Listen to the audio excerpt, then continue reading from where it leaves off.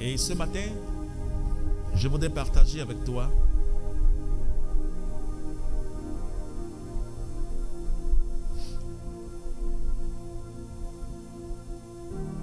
quelques vérités des Écritures. L'Esprit de Dieu est au milieu de nous. Amen. Il a un plan. Et ce dont je voulais te parler ce matin, je l'ai intitulé « Comprendre la volonté de Dieu ». Amen. Comprendre la volonté de Dieu. Comprendre la volonté de Dieu. Et nous ne pouvons pas parler de la volonté de Dieu sans connaître c'est quoi la volonté de Dieu. Il y a beaucoup qui veulent accomplir la volonté de Dieu. Il y a beaucoup qui désirent vivre la volonté de Dieu. Mais l'Esprit de Dieu est disposé pour nous faire comprendre c'est quoi la volonté de Dieu, afin qu'au travers de cela, nous puissions utiliser ces vérités pour pouvoir accomplir cette volonté de Dieu. Alléluia. Donc c'est quoi la volonté de Dieu? La volonté de Dieu, c'est d'abord le dessein bienveillant de Dieu. Amen. La volonté de Dieu, c'est le dessein bienveillant de l'Esprit de Dieu. C'est son plan. C'est ce qu'il a prévu. C'est son souhait. C'est ce qu'il a fait. C'est ça la volonté de Dieu. Alléluia. Donc la volonté de Dieu, c'est le dessein bienveillant et souverain de Dieu pour le salut d'un homme,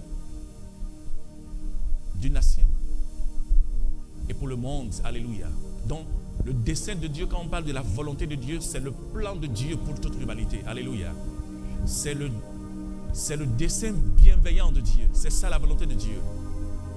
C'est son plan, son projet. C'est ça la volonté de Dieu. Qu'est-ce qu'il veut? Le dessein de Dieu, c'est égal aussi à la pensée de Dieu. Amen. Quand on parle de la volonté de Dieu, on parle de la pensée de Dieu. Ce que le Seigneur, Dieu, le monarque de l'univers, ce qu'il a en pensée, c'est ça sa volonté. Alléluia. C'est ça la volonté de Dieu. Donc, je dis que ce dont je voulais te parler ce matin, c'est comprendre la volonté de Dieu. Comment est-ce qu'on comprend la volonté de Dieu?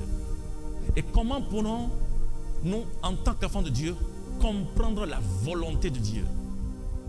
Parce que si nous ne comprenons pas la volonté de Dieu, nous pouvons vivre notre volonté. Vous savez, il y a des gens qui accomplissent la volonté des hommes. Oui. Lorsque tu ne comprends pas ce que veut dire la volonté de Dieu, tu vas accomplir la volonté de l'homme. Mais aucun homme n'a un projet pour un homme. C'est Dieu qui a un projet pour les hommes. Amen. Parce que l'homme a été créé par Dieu. Et c'est seulement son créateur qui a un projet pour lui. Donc nous devons comprendre ce que veut dire la volonté de Dieu. Et comme je l'ai dit, c'est le dessein bienveillant de Dieu. C'est la pensée de Dieu. C'est ce qui est dans le cœur de Dieu. Maintenant, comment comprendre ce qui est dans le cœur de Dieu? Comment comprendre cette volonté de Dieu pour ta vie? Alléluia. Comment comprendre la volonté de Dieu pour soi? Ce que Dieu veut pour moi, ce qu'il a prévu. Comment pourrais-je comprendre cela? Les Écritures nous ont montré. Et je voulais te lire rapidement dans le livre d'Hébreux. Alors rapidement dans le livre d'Hébreux. Hébreux le chapitre 8.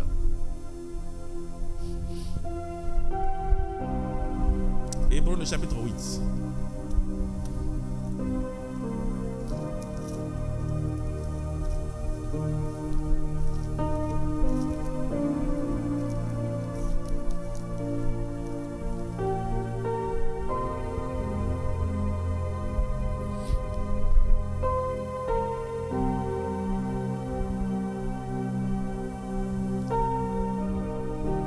Je lis Hébreux chapitre 8 au verset 10. Lisons à partir du verset 10. Voici la parole de l'Éternel. Il dit, mais voici l'alliance que je ferai avec la maison d'Israël après ces jours-là, dit le Seigneur. Je mettrai mes lois dans leur esprit. Je les écrirai dans leur cœur. Et je serai leur Dieu. Et ils seront mon peuple. Aucun n'enseignera plus son concitoyen, ni aucun son frère en disant, connais le Seigneur. Car tous me connaîtront, depuis le plus petit jusqu'au plus grand d'entre eux. Alléluia. Donc je reprends à partir du verset 10. Le Seigneur dit, voici l'alliance que je ferai avec la maison d'Israël après ces jours-là. Dit le Seigneur, je mettrai mes lois dans leur esprit. Alléluia. Je mettrai mes lois, je mettrai ma parole, je mettrai ma volonté dans leur esprit. Dans leur esprit. Oui. Je les écrirai dans leur cœur. Et je serai leur Dieu. Et ils seront mon peuple. Alléluia. Et le Seigneur dit, aucun n'enseignera plus son concitoyen. Donc, personne ne va plus enseigner son frère et dire, connais Dieu. Alléluia. Cherche à connaître le Seigneur. Il dit, car tous me connaîtront. Alléluia. Est-ce que quelqu'un a compris ce qui est dans le cœur de Dieu? Est-ce qu'avec ces passages, quelqu'un a compris la volonté de Dieu? La volonté de Dieu, c'est quoi? Qu'est-ce que nous pouvons aimer dans cette lecture? La volonté de Dieu, c'est quoi? C'est que tous me connaissent. Alléluia. Dieu veut que tous les hommes le connaissent. C'est la volonté de Dieu. Et il dit, pour que cela soit une réalité, c'est moi-même l'Éternel qui le fera. Je mettrai ma loi dans leur esprit. Je mettrai cela dans leur cœur. Et ils me connaîtront, du plus petit jusqu'au plus grand. Donc la volonté de Dieu pour toute l'humanité, c'est qu'ils connaissent Dieu. Alléluia. Dieu veut que tous les hommes le connaissent. Parce qu'il y a des gens qui ne connaissent pas Dieu. Il y a des gens qui ne connaissent pas Dieu. Et quand tu ne connais pas Dieu, tu ne peux pas expérimenter Dieu. Il faut le connaître d'abord, avant de l'expérimenter. La Bible nous dit que Dieu est amour. Comment pourras-tu connaître Dieu si tu n'as pas la révélation de ce que Dieu est amour? Comment pourrais-tu connaître l'amour de Dieu si tu n'as pas la révélation qu'il est amour? Il faut avoir d'abord la révélation que Dieu est amour. Et quand tu as cette révélation qu'il est amour, tu vas profiter de son amour. Alléluia. Tu vas bénéficier de son amour. Donc il y a des gens qui ne connaissent pas Dieu. Mais Dieu veut que tous les hommes le connaissent. C'est son plan. Donc c'est son projet. La volonté de Dieu, c'est que tous me connaîtront. Il a dit, tous les hommes me connaîtront. Du plus petit jusqu'au plus grand. Alléluia. Et il a fait. Amen. Il a voulu et il a fait. Parce que Dieu n'est pas un homme pour mentir. Quand il a fait, il a envoyé son Fils unique. Amen. La parole de Dieu déclare, car Dieu a tant aimé le monde. Alléluia. Qu'il a donné son Fils unique, afin que quiconque croit en lui ne périsse point, mais la vie éternelle. Donc Dieu, dans sa volonté, désire que tous les hommes le connaissent. Et c'est la raison pour laquelle il a envoyé son Fils pour nous montrer cet amour. Oh, merci Saint-Esprit de Dieu. Allons dans le livre de Psaume. Psaume.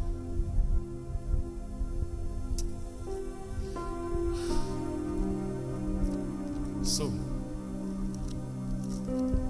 Lisons le psaume 103. Psaume 103. Le psaume 103.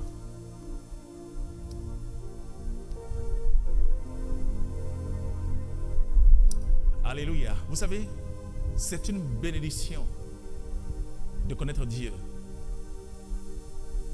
Il y a des gens, comme la parole de Dieu, ce verset que nous allons lire, nous parle du peuple de Dieu et de Moïse. Et quelle leçon j'ai retenue dans cette parole de l'Écriture? J'ai compris que la plus grande bénédiction qu'un homme peut recevoir sur terre, c'est connaître Dieu. Amen. Je vous dis la vérité. La plus grande richesse d'un homme, si un homme a une richesse dont il peut se vanter, se glorifier, c'est d'avoir connu le Seigneur. Si quelqu'un se vante parce qu'il a réussi dans les affaires, ça ne vaut pas la peine. Mais si un homme se vante de ce qu'il connaît Dieu, c'est une grande richesse et c'est une grande bénédiction. Parce que la plus grande bénédiction qui peut arriver à un homme, c'est de connaître le Seigneur. C'est connaître qui il est. C'est la plus grande bénédiction. Alléluia. Regardez ce que la parole de Dieu dit ici. Je lis à partir du verset. Lisons à partir du premier verset. Il dit: mon âme bénit l'Éternel, que tout ce qui est en moi bénisse son saint nom. Mon âme bénit l'Éternel et n'oublie aucun de ses bienfaits. Qui est en train de parler? David, le psalmiste, il a connu Dieu. Amen. David a eu la révélation de qui Dieu est. David a connu Dieu. David a vu la grandeur de Dieu dans sa vie. David a connu toutes les dimensions de Dieu. L'amour de Dieu, la profondeur de Dieu, la hauteur de Dieu. David a connu cela. David a connu la grâce de Dieu. David a su comment est-ce qu'un homme peut toucher le cœur de Dieu. David a su comment un homme peut attirer la faveur de Dieu. Comment un homme peut être pardonné de la part de Dieu. David a su cela. Et son cœur est rempli de joie. Et que cet homme ne fait que, amen, ne fait que écrire. Et il dit: mon âme bénit l'Éternel, que tout ce qui est en moi bénisse son saint nom. Mon âme bénit l'Éternel et n'oublie aucun de ses bienfaits. C'est lui qui pardonne toutes mes iniquités, qui guérit toutes mes maladies. Alléluia. Donc David sait que quand il est malade, que c'est Dieu qui le guérit. Amen. Quand il a péché, l'Éternel le pardonne. Et il dit: c'est lui qui délivre ta vie de la fosse, qui te couronne de bonté et de miséricorde. C'est lui qui rassasie de bien ta vieillesse, qui te fait rajeunir comme l'aigle. L'Éternel fait justice, il fait droit à tous les opprimés. Le verset 7, voici là où je vais. La Bible déclare: il a manifesté ses voies à Moïse et ses œuvres aux enfants d'Israël. Alléluia.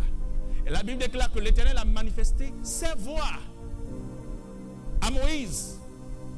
Moïse connaissait les voies de Dieu, mais le peuple connaissait les œuvres de Dieu. Il y a une différence entre les voies de Dieu et les œuvres de Dieu. Il y a une grande différence. Il y a la différence entre l'homme qui connaît les œuvres de Dieu et celui qui connaît les voies de Dieu. Et celui qui connaît les voies de Dieu, c'est celui-là qui a la compréhension de la volonté de Dieu. Alléluia.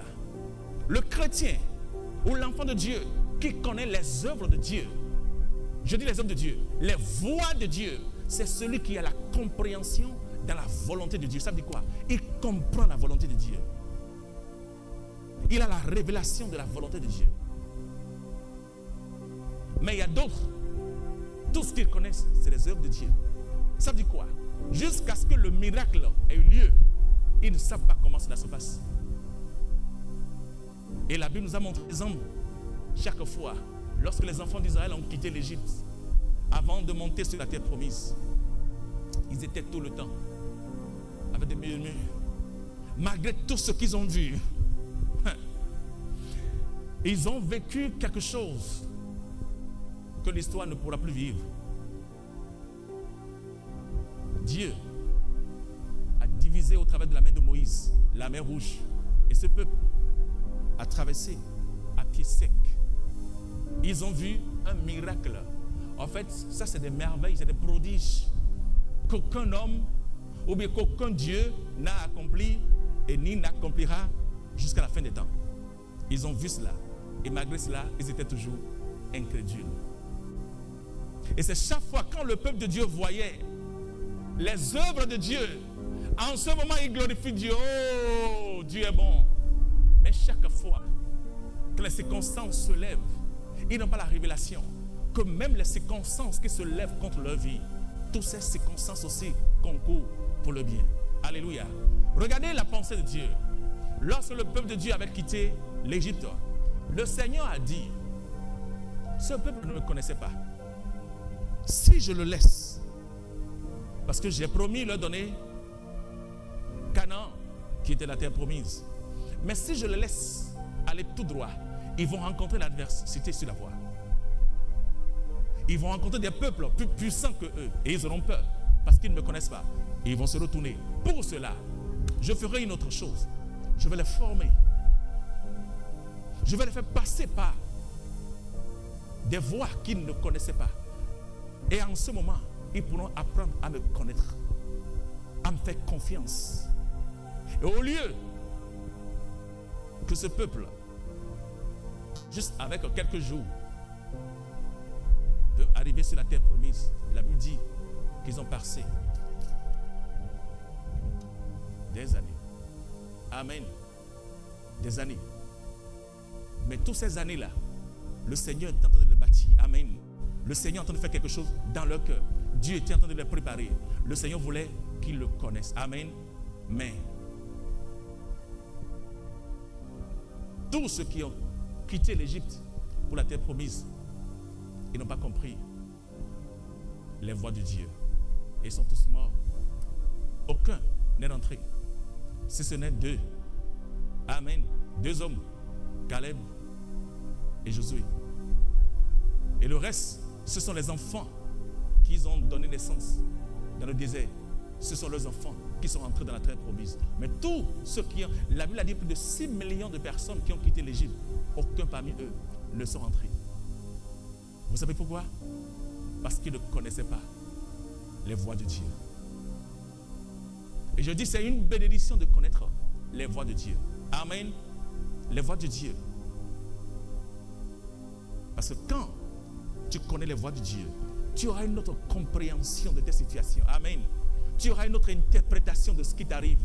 Parce que ce n'est pas parce que quelque chose de mauvais est arrivé que tu t'es abandonné. Non. La Bible déclare que toute chose concourt au bien de ceux qui aiment Dieu. Alléluia. Il dit toutes choses concourent pour le bien. Même si je passe par des tempêtes, Dieu a dit que c'est pour mon bien. Dieu n'a pas dit que les bonnes choses, c'est quand je suis en joie qu'il est là. Non, il dit toutes choses concourent à mon bien. Que les temps sont favorables ou non, ça concourt pour mon bien. Ça, c'est pour l'homme qui connaît les voies de Dieu. Mais celui qui connaît les œuvres de Dieu, lorsqu'il traverse les situations difficiles, il ne comprend pas. Pour lui, Dieu l'a abandonné. Amen. Dieu l'a abandonné parce qu'il ne comprend pas les voies de Dieu. Dieu l'a abandonné. Est-ce que Joseph pouvait penser que tout ce que ses frères étaient en train de lui faire, tout cela concourait pour la gloire de Dieu? Amen. La vision qu'il a eue, la vision que Joseph a eue, qu'est-ce qu'il a vu? Il a vu son étoile et 11 étoiles, et la lune et le soleil se prosterner devant son étoile. Et il savait que c'était un signe de grandeur. Lorsque ses frères étaient en train de le maltraiter, au point où ils l'ont vendu en Égypte, est-ce que Joseph pouvait savoir que tout cela faisait partie du plan de Dieu pour sa vie? Il ne savait pas. C'est pour nous faire comprendre que ce n'est pas parce que quelque chose de mauvais arrive que Dieu t'a abandonné. Non. L'enfant de Dieu doit être fort. Alléluia. Doit avoir la mentalité de victorieux. La mentalité du victorieux. Que tout va bien, que tout va mal, je suis celui que Dieu dit que je suis. Alléluia. La victoire, c'est une mentalité. Amen. La victoire, c'est une mentalité. Merci, Saint-Esprit de Dieu. Oh, alléluia. Alléluia. Maintenant, nous parlons de quoi? De comprendre la volonté de Dieu. Pour le chrétien qui a la compréhension de la volonté de Dieu, il y a trois choses ou trois dimensions dans lesquelles ce chrétien doit marcher pour comprendre la volonté de Dieu. Le premier, ce chrétien doit avoir l'esprit de sagesse. Amen. Tu dois marcher avec l'esprit de sagesse. Tu dois marcher avec l'esprit de compréhension. Et tu dois marcher avec l'esprit de connaissance. Amen. Et je vais le rendre plus facile. Tu dois marcher premièrement avec l'esprit de connaissance. Amen. Le premier, l'enfant de Dieu doit marcher avec l'esprit de connaissance pour pouvoir comprendre la volonté de Dieu. Et après cela, il a besoin de marcher dans l'esprit de compréhension pour pouvoir connaître la volonté de Dieu. Et troisièmement, il doit avoir l'esprit de sagesse. Amen. Donc, pour connaître la volonté de Dieu, ces trois choses, tu dois marcher dans ces trois dimensions. Le premier, la connaissance, la compréhension, la sagesse. Si ces trois dimensions ne sont pas impliquées, oublie la volonté de Dieu.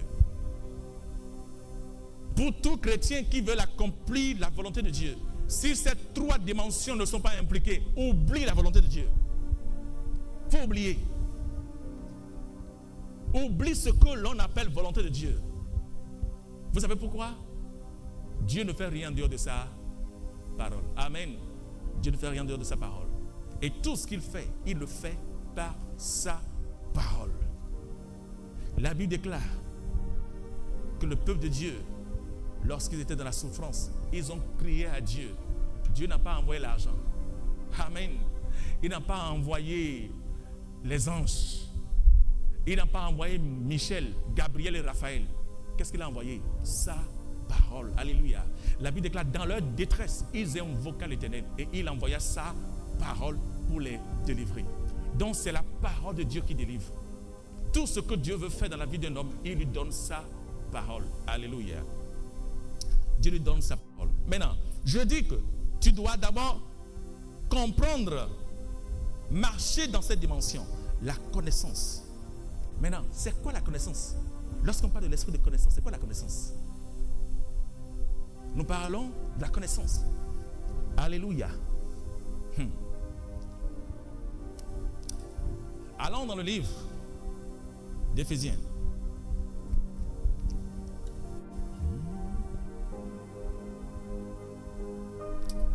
Éphésiens. Allons dans Éphésiens, le chapitre 1er.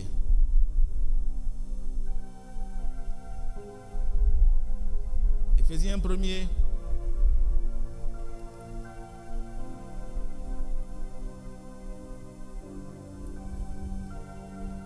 Éphésiens chapitre 1er.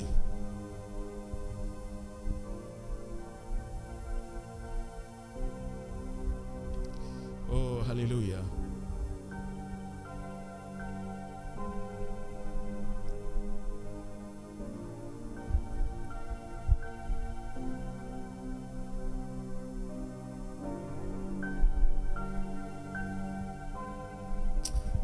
Paul a compris ces révélations et il nous a donné quelques clés. Et je vais d'abord te lire, lisons à partir du... C'est toujours bien de lire à partir du premier verset.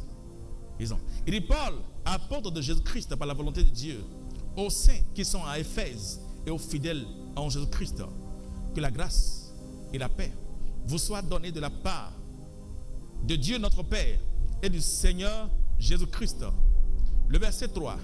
Béni soit Dieu, le Père de notre Seigneur Jésus-Christ, qui nous a bénis de toutes sortes de bénédictions spirituelles dans les lieux célestes en Christ. En lui, Dieu nous a élus avant la fondation du monde pour que nous soyons saints, irréprochables devant lui, nous ayant prédestinés dans son amour à être ses enfants d'adoption par Jésus-Christ, selon le bon plaisir de sa volonté. Alléluia. Le bon plaisir de sa volonté. Le verset 6, à la louange et la gloire de la grâce qui nous a accordé en son bien-aimé. Le verset 7, en lui, nous avons la rédemption par son sang, la rémission des péchés, selon la richesse de sa grâce, que Dieu a répandu abondamment sur nous par toute espèce de sagesse et d'intelligence. Alléluia. Le verset 9, nous faisons connaître le mystère de sa volonté. Qu'est-ce qu'il a dit? Nous faisons connaître.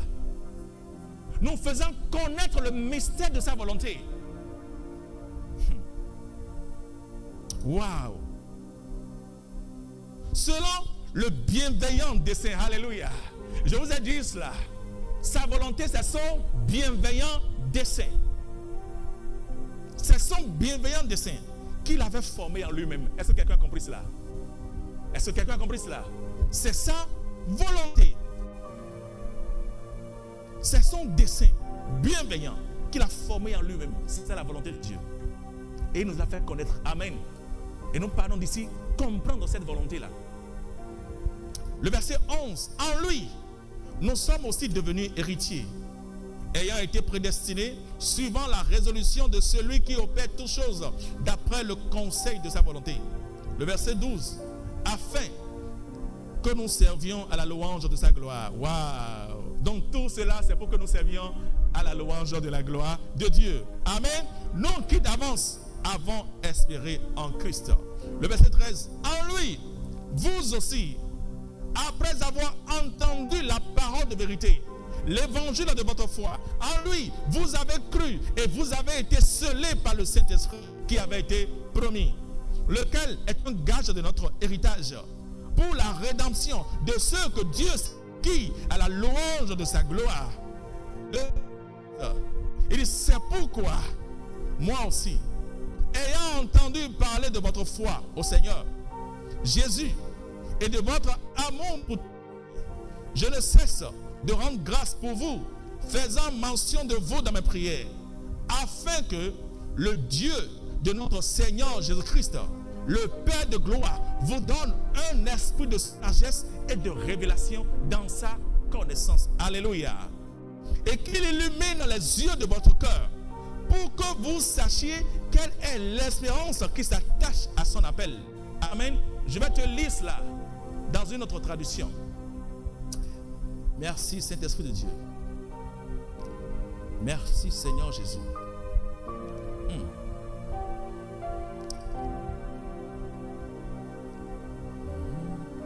Éphésiens.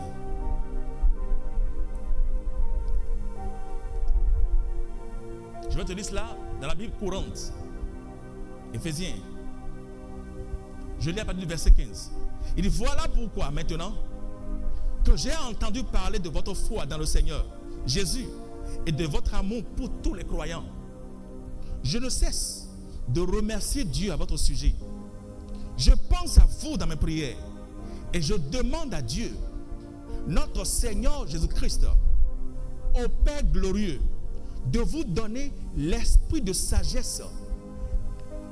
Écoutez, de vous donner l'esprit de sagesse qui vous le révélera et vous le fera connaître vraiment. Alléluia. Il dit l'esprit de sagesse et de révélation dans sa connaissance. Il dit qui vous donne l'esprit de sagesse qui vous le révélera et vous le fera vraiment connaître. Qu'il ouvre vos yeux à sa lumière afin que vous compreniez à quelle espérance il vous appelle. Alléluia.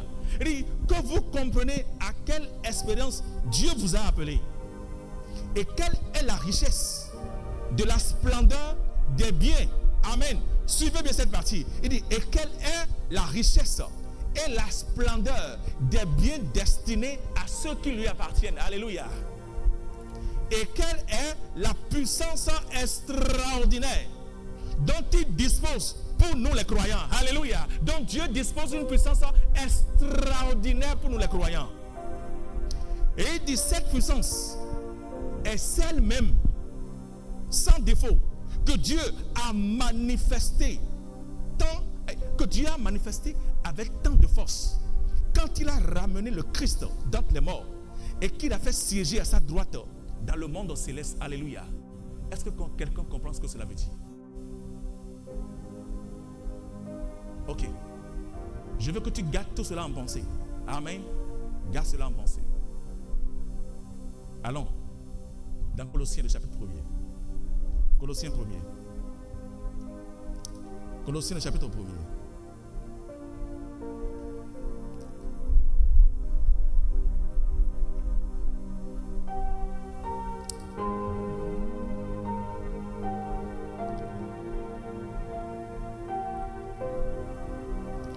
Je lis dans la version Louis II.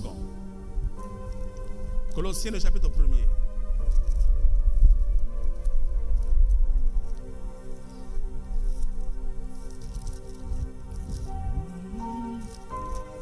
Colossiens, chapitre 1er.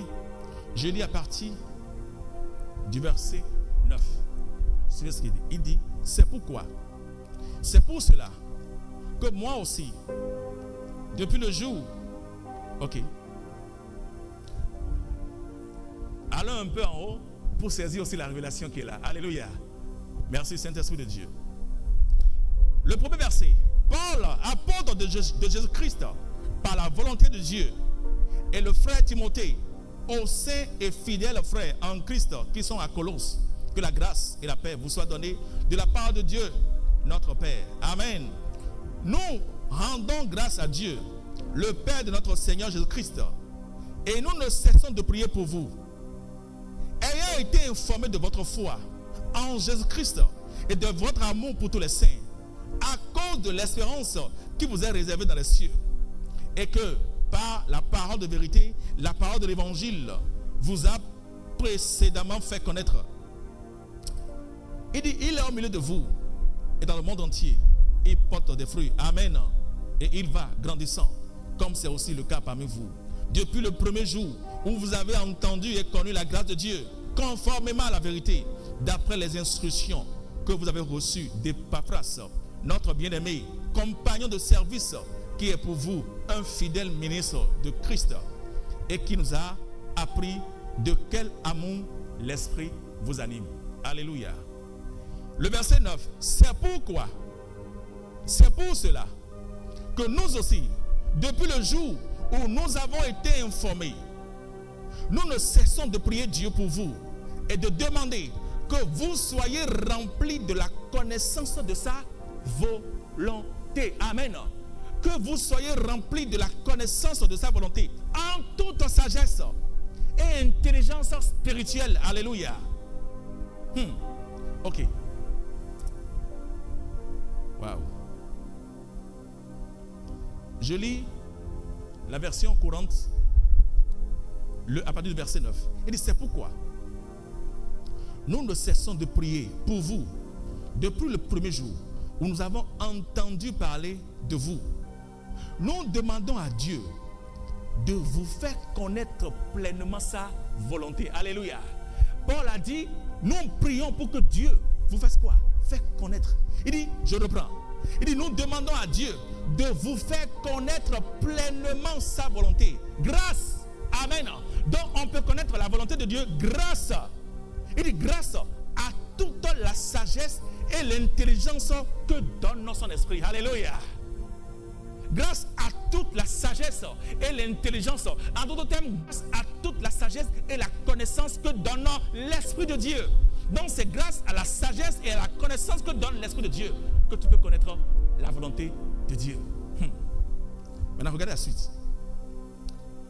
Il dit, le verset 11, nous lui demandons de vous fortifier à tous égards par la puissance, par sa puissance glorieuse, afin que vous puissiez tout supporter avec patience.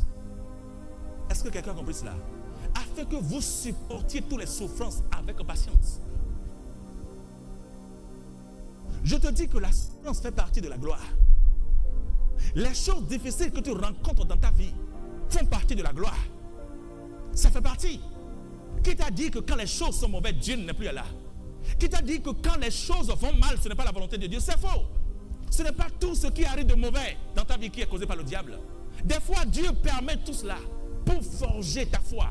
Vous pensez que le dernier jour, lorsque nous allons rencontrer le Seigneur Jésus, écoutez, Christ, vous savez ce que la Bible a dit?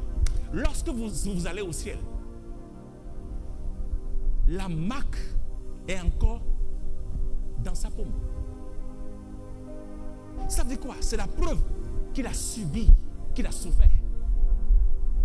Pour mériter la gloire qui est destinée au dernier jour, il y a une souffrance. Il y a comment on appelle? Un fardeau à garder. Il y a sa croix à porter. Chacun doit porter sa croix. La Bible déclare que tous ceux qui veulent vivre pieusement en Christ devront subir la persécution. Ça fait partie du projet de Dieu. Chaque fois quand tu passes des temps difficiles et tu veux demander à Dieu, Seigneur, jusqu'à quand? Je te dis, ça fait partie. Tu penses que ce sera gratuit? Jusqu'à ce que tu aies une vie paisible et qu'au dernier jour, tu sois assis à la droite de Christ, là où lui, il a souffert, et que la marque est encore dans ses paumes aujourd'hui, et toi, tu penses que la vie sera rose jusqu'au dernier jour. Non. Regardez, Paul a prié pour que les chrétiens, l'église de Colosse, qu'ils supportent avec patience. Ça veut dire quoi? Ça fait partie de la gloire. La persécution, la souffrance fait partie de la gloire. Tout ce que tu subis dans la vie, et des fois tu pleures, ça fait partie. Mais Dieu veut que tu supportes. C'est pour ça qu'il a dit que nous ne sommes pas de ceux qui abandonnent, mais nous sommes de ceux qui persévèrent. Pourquoi veux-tu abandonner? Pourquoi? Regardez ce qu'il dit. Il dit, nous lui demandons de vous fortifier. Ça veut dire que la prière de Paul, c'est que l'église soit fortifiée pour pouvoir supporter. Parce qu'il y a une souffrance à supporter. Il y a une douleur à gérer. Il y a quelque chose à garder. Chaque fois quand tu es enfermé, des fois tu pleures. Ça fait partie de la gloire. Chaque fois qu'il y a une promesse que quelqu'un t'a fait et la personne ne te donne non plus. Et ton âme, des fois, il semble que tu souffres. Il dit que ça fait partie. Ça fait partie. Mais la prière de Paul, c'est que l'église soit fortifiée pour pouvoir supporter.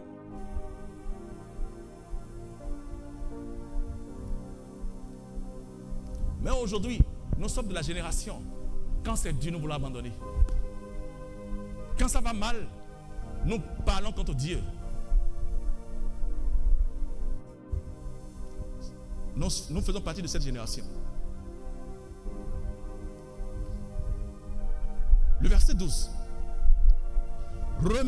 Lisons du 11 au 12. Il dit, nous lui demandons de vous fortifier à tous égards par sa puissance glorieuse, afin que vous puissiez tout supporter avec patience. Remerciez avec joie Dieu, le Père. Il vous a rendu capable d'avoir part au bien qu'il réserve dans le royaume de lumière. Alléluia. Il y a un bien qui nous est réservé. Amen. Il y a un bien qui nous est réservé dans le royaume de lumière à ceux qui lui appartiennent. Alléluia. Oh, merci Saint-Esprit de Dieu. Maintenant, j'ai dit ici, pour pouvoir marcher dans la volonté, pour pouvoir connaître la volonté de Dieu, il faut marcher avec l'esprit de connaissance, l'esprit de compréhension et l'esprit de sagesse. Et j'ai dit, c'est quoi la connaissance? La connaissance, c'est l'accès. La connaissance, c'est l'ensemble des informations nécessaires, requises et profitables pour ta vie. Alléluia. Et pour le plan de Dieu. C'est ça la connaissance. La connaissance, c'est toutes les informations nécessaires. C'est l'information. C'est ça la connaissance. C'est tout. C'est quoi j'ai dit? J'ai dit la connaissance, c'est l'ensemble des informations requises et profitables pour ta vie et pour les plans. C'est le projet de Dieu. Alléluia. C'est le rassemblement des vérités utiles. Amen. Donc tu rassembles toutes les vérités utiles qui sont nécessaires pour toi, pour pouvoir accomplir le plan de Dieu. C'est ça la connaissance. C'est l'ensemble des vérités nécessaires et utiles. C'est ça la connaissance. Maintenant, la connaissance seule ne suffit pas. Lorsque tu marches seulement dans la connaissance, tu ne pourras pas connaître la volonté de Dieu. Tu dois quitter l'étape de la connaissance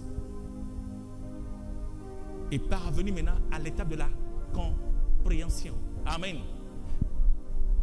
Tu dois quitter l'étape de la connaissance pour l'étape de la compréhension. Et le miracle se produit au niveau de la compréhension, pas au niveau de la connaissance. Il y a beaucoup qui ont de la connaissance, mais n'ont pas la compréhension. Amen. Ils n'ont pas la compréhension. Ils ont tout ce qu'il faut, mais n'ont pas la compréhension de ce qu'ils ont. Et j'ai dit, c'est quoi la compréhension? La compréhension, c'est savoir. Écoutez bien. La compréhension, c'est savoir comment utiliser maintenant ces informations. Alléluia. La compréhension, c'est savoir comment utiliser les informations requises. C'est la capacité et l'habileté de savoir comment utiliser les informations nécessaires. Alléluia. Parce que tu peux avoir les informations, mais ne pas savoir comment les utiliser. L'esprit de compréhension te permet de savoir comment utiliser la connaissance que tu as. Tu peux avoir une connaissance et mal utiliser cela. Mais la compréhension te permet d'utiliser cela dans la bonne direction, de la bonne manière. Lorsque tu as l'esprit de compréhension, tu as... Ok. Vous savez, lorsqu'on parle, ce que Paul a dit, ok, revenons à Colossiens. Revenons à Colossiens. Colossiens, le chapitre 1er, je vais lire ici, du verset 9. Il dit, c'est pour cela, que nous aussi, depuis le jour où nous avons été informés, nous ne cessons de prier Dieu et de demander dans vos prières, afin que vous soyez remplis de la connaissance de sa volonté. Amen. Lorsqu'il parle d'être rempli de la connaissance, vous savez de quoi il parle? Il parle de la connaissance de Dieu. Ça veut dire quoi? De la volonté. La connaissance dont il parle, c'est le mot grec épignosis. Amen. Et le mot épignosis veut dire la connaissance, la précision. Amen. Tu as la connaissance précise, la connaissance exacte. Et c'est ça la connaissance absolue. Amen. C'est ça la définition de ce mot-là. Maintenant, tu peux avoir la précision de la chose. Tu peux avoir la connaissance de la chose. Maintenant, comment utiliser cela? C'est là qu'intervient l'esprit de compréhension. L'esprit de compréhension te permet maintenant de mettre toutes les informations que tu as rassemblées, de savoir maintenant comment les utiliser proprement. Juste un exemple. Vous savez,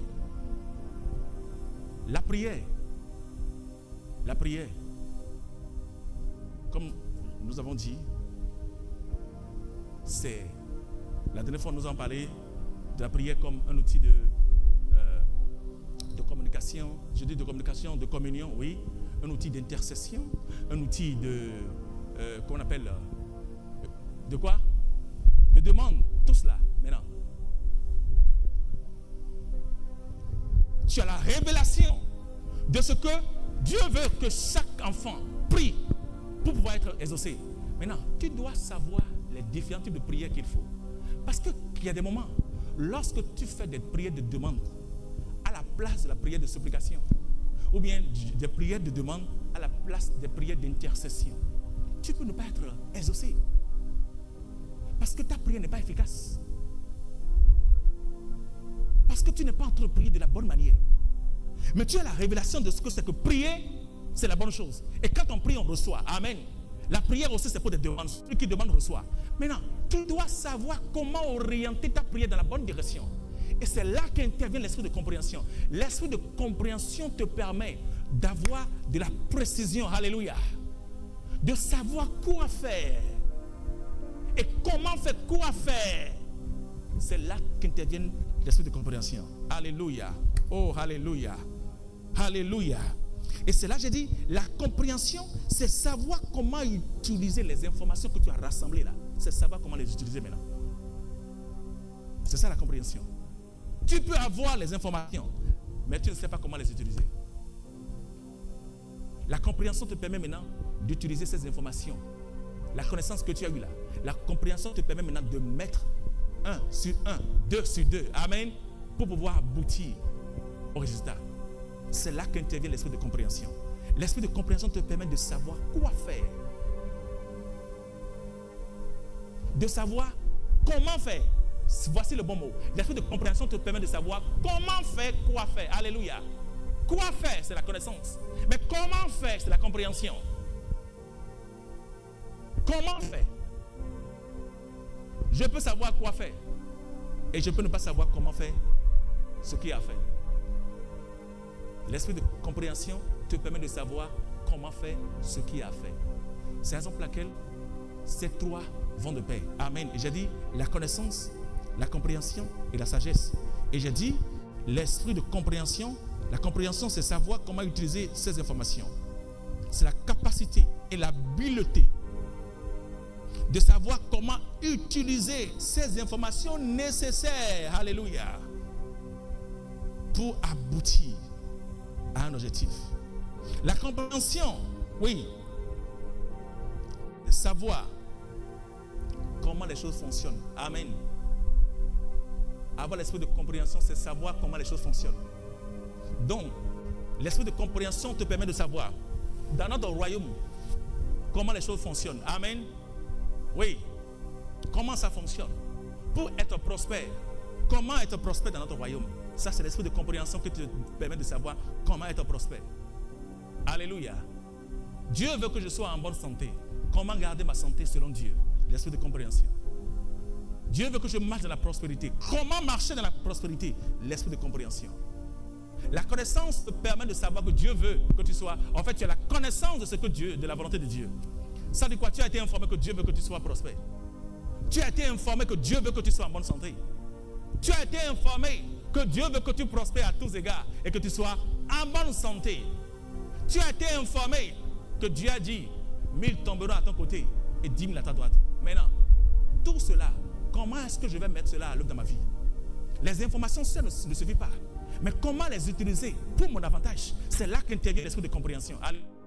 Dieu m'a dit dans sa volonté, il veut que je sois prospère. Donc j'ai la connaissance que Dieu veut que je sois prospère. Maintenant, comment devenir prospère dans le royaume?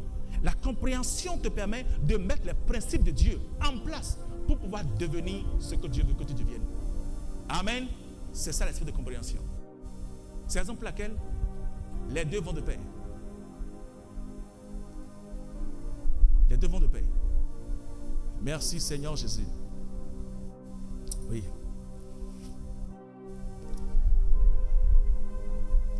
Donc, le premier, la connaissance. Le second, la compréhension. Et le troisième, je dis, la sagesse. Amen.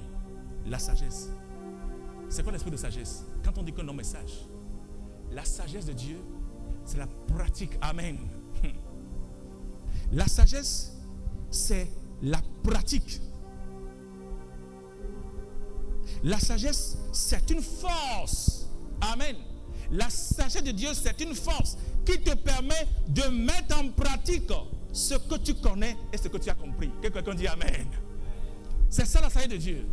La sagesse de Dieu, c'est la force qui te propulse à mettre en œuvre ce que tu connais et ce que tu comprends. Donc je connais la chose, je comprends, mais jusqu'à ce que je ne mette en pratique, je ne suis pas encore sage. La sagesse, c'est l'œuvre. Amen. La sagesse est à l'œuvre. C'est quand tu mets cela en pratique. Ok. Nous avons parlé de ce grand homme, Salomon. Est-ce que Dieu a béni Salomon? Dieu avait béni Salomon de l'esprit de sagesse. Salomon était sage. Qui savait que Salomon était sage? Ok. Salomon est sage. Qui l'a béni? Dieu. Quand Dieu a béni Salomon de l'esprit de sagesse, qui était là? Personne. Ok. Comment est-ce que la sagesse de Salomon a été connue? Lorsqu'il a mis cela à l'œuvre. Alléluia. Donc c'est lorsque Salomon a mis cette sagesse à l'œuvre que le monde a su que Salomon est un homme sage. Mais jusqu'à ce que la sagesse, ce que tu connais et ce que tu comprends, n'est pas démontré, tu n'es pas sage. L'esprit de sagesse n'est pas encore à l'œuvre. Donc l'esprit de sagesse se manifeste lorsque tu mets en œuvre ce que tu connais et ce que tu comprends. Alléluia.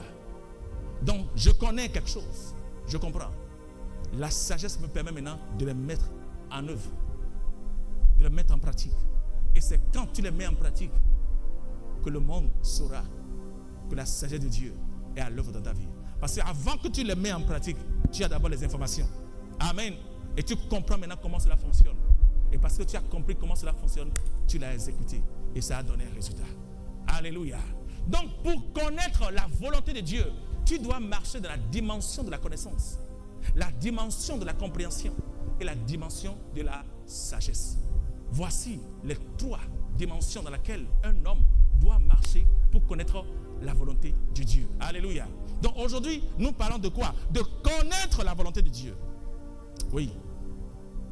Connaître la volonté de Dieu. Merci Saint-Esprit de Dieu. Alléluia. Lorsqu'un homme a la compréhension te donne de la clairvoyance. Amen. Ça te donne de la clairvoyance. La clairvoyance. Ça te donne de la clairvoyance. Ça te donne de la perspicacité dans les choses. En fait, tu as une précision. Et quand tu le sais, tu ris dans ton intérieur. Alléluia.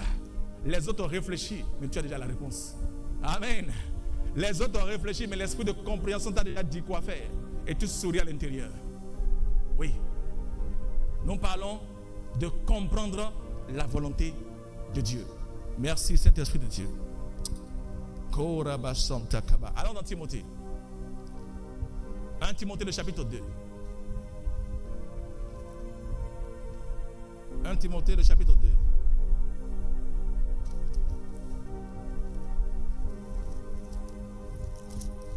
Timothée chapitre 2.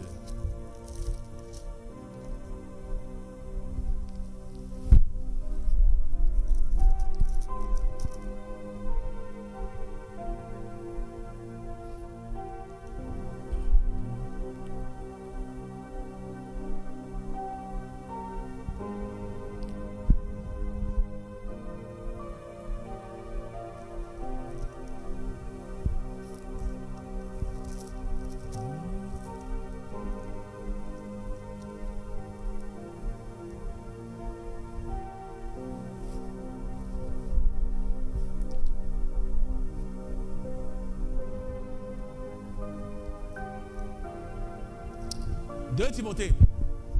2 Timothée le chapitre 2.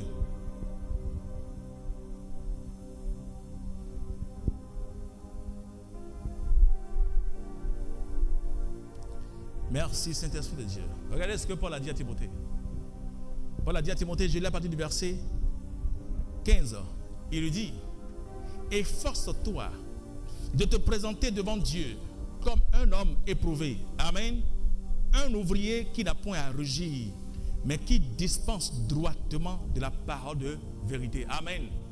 Voici quand un homme, pour marcher dans la volonté de Dieu, pour comprendre la volonté de Dieu, il faut se disposer droitement de la parole de vérité.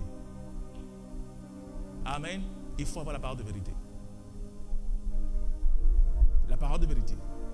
Mais pour avoir cette parole de vérité, Paul a dit, ça ne vient pas juste parce que tu es beau ou parce que tu es élancé. Non. Il dit, ça vient parce que tu t'efforces. Efforce-toi. Amen. Tu dois t'efforcer. Il y a un prix à payer. Il y a un prix à payer. Un prix à payer. Oui. Il y a un prix à payer. Waouh, il y a un prix à payer. Il y a un prix à payer pour pouvoir vivre la sagesse qui vient de Dieu, pour pouvoir manifester l'esprit de compréhension, pour pouvoir manifester l'esprit de sagesse, l'esprit de connaissance. Il y a un prix à payer. L'homme ou la femme qui marche dans cette dimension, il s'efforce à se présenter devant Dieu. Amen. Il dispose droitement de la parole de vérité. Donc c'est la parole de Dieu à l'œuvre en toi qui te permet de marcher dans cette dimension-là. Merci Saint-Esprit de Dieu. Ok. Allons dans le livre d'Hébreu. Revenons à Hébreu. Revenons à Hébreu. Merci Saint-Esprit de Dieu.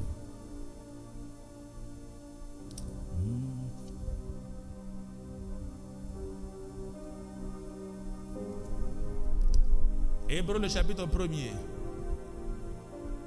Vous savez, au travers de la vie de Jésus, nous pouvons aussi comprendre la volonté de Dieu. Amen. Au travers de la vie de Jésus, nous pouvons comprendre la volonté de Dieu pour notre vie. Oui, au travers de la vie de Jésus. Alors dans le livre d'Hébreu.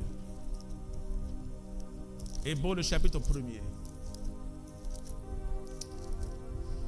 Merci Seigneur Jésus. Hébreu 1er. Je lis à partir du premier verset.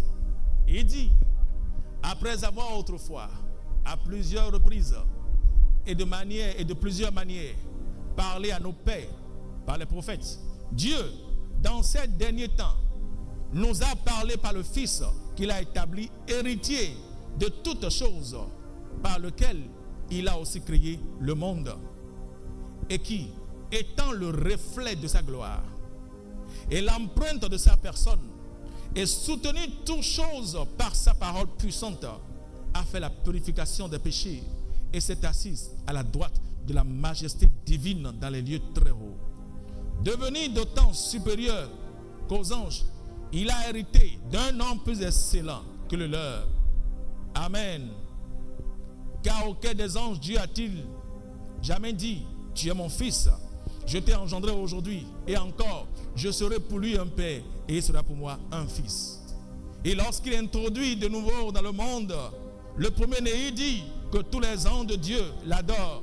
De plus, il dit des anges, celui qui fait de ses anges ses vents, et de ses serviteurs une flamme de feu. Mais il dit au Fils, ton trône, ô Dieu, est éternel. Le sceptre de ton règne est un sceptre d'équité. Tu as aimé la justice et tu as haï l'iniquité. C'est pourquoi, ô Dieu, ton Dieu t'a oint d'une huile de joie au-dessus de tes égaux. Et encore, toi, Seigneur, tu es au commencement, fondé la terre, et les cieux sont l'ouvrage de tes mains. Ils périront, mais tu subsistes, alléluia. Ils vieilliront tous comme un vêtement, et tu les rouleras comme un manteau. Ils seront changés, mais toi, tu restes le même, alléluia. Et tes années ne finiront point. Que quelqu'un dise amen. Voici ce que l'Éternel a dit de son Fils. Voici le témoignage que Dieu a rendu de son Fils. Voici le témoignage que Dieu a rendu de son Fils. De Jésus. Donc aujourd'hui, ok, regardez ce qu'il dit au verset 3. Lisons le verset 2, verset 3. Il dit, Dieu, dans ces derniers temps, nous a parlé par le Fils, qu'il a établi héritier de toutes choses, et par lequel il a créé aussi le monde. Amen. Donc le monde entier a été créé par Jésus. Et qui étant le reflet de sa gloire. Ça dit quoi? Ça revient à ce que Jésus a dit à Philippe. La Bible déclare un jour, Philippe a demandé à Jésus, montre-nous le Père. Jésus a dit, Philippe, mais il y a longtemps que je suis avec toi et tu ne m'as pas connu. Celui qui m'a vu a vu le Père. Celui qui m'a vu a vu le Père. Donc, Christ nous a révélé qui est le Père. Amen. Au travers de sa vie, nous avons connu la nature de Dieu. Nous avons connu la volonté de Dieu. Il nous a révélé la volonté du Père. Maintenant, cette même écriture te dit, ce Christ, dans le livre de Romains, je dis Romains, Jean le chapitre 1, Jean le chapitre 5 au verset 17, la Bible déclare que tel il est, tel nous sommes dans ce monde. Il n'a pas dit tel nous serons. Il dit nous le sommes déjà. Amen. Il dit même si le monde ne l'accepte pas, ça ne change rien. Mais le jour où il viendra, nous le verrons exactement. Amen. Qu'il est, que nous sommes tel qu'il est. Amen. Maintenant, je veux que tu gardes ce verset en pensée. Garde ce verset en pensée. Allons dans Jean. Jean chapitre 15. Jean le chapitre 15. Jean 15. C'est Jésus. Jean le chapitre 15. Waouh. Jean chapitre 15. Jean 15.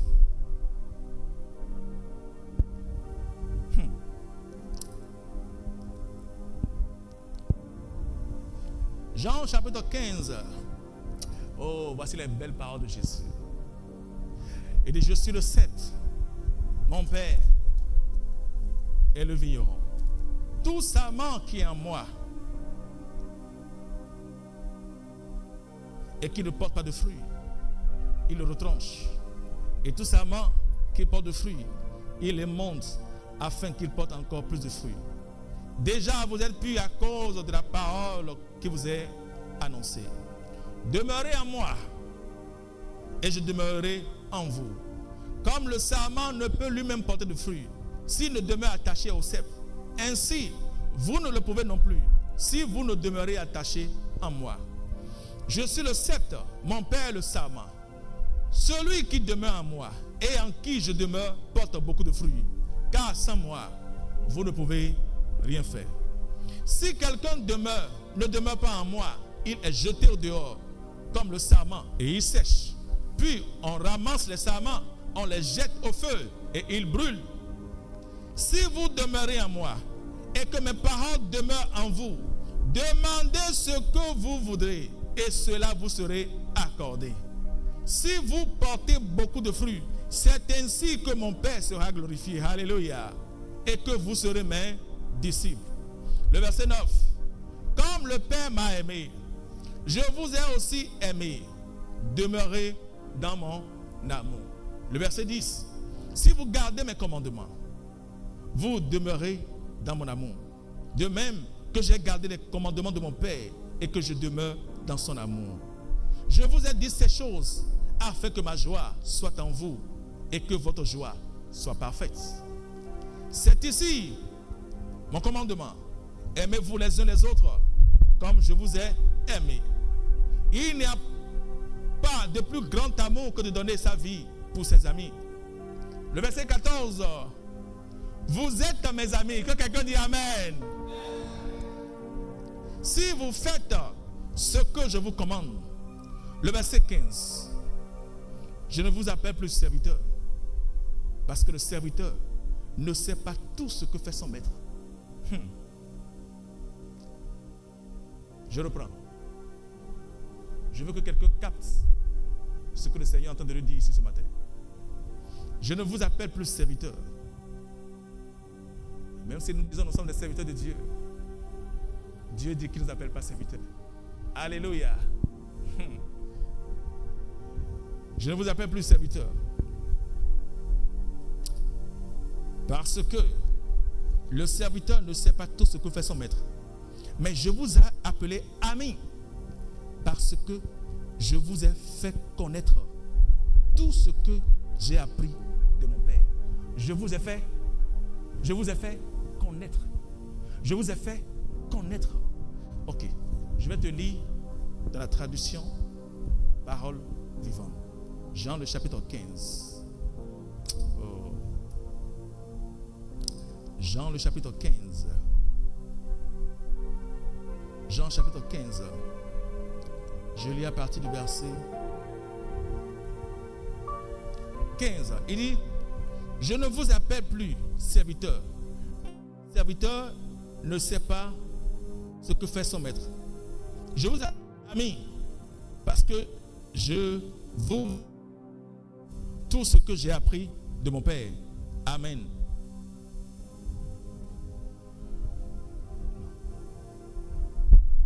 Je viens. Je vous lis une autre traduction. Merci Saint-Esprit de Dieu.